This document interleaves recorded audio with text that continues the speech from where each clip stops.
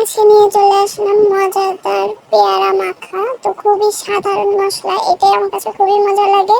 তো প্রথমে দিয়ে দিলাম একটু সাদা লবণ, আগে একটু বিট লবণ দিয়েছিলাম, সেটা দেখানো হয়নি।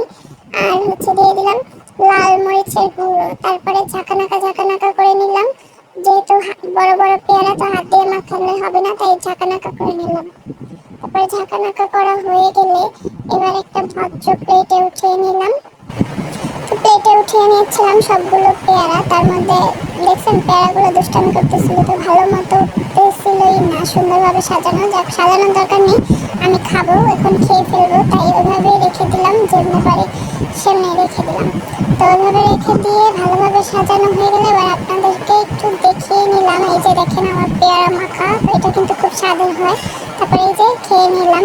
এই এত গরমের মধ্যে এই পেয়ারা মাখাটা অনেক মজা হয়েছিল, ঝাল ঝাল হয়েছিল, খুবই মজা ছিল।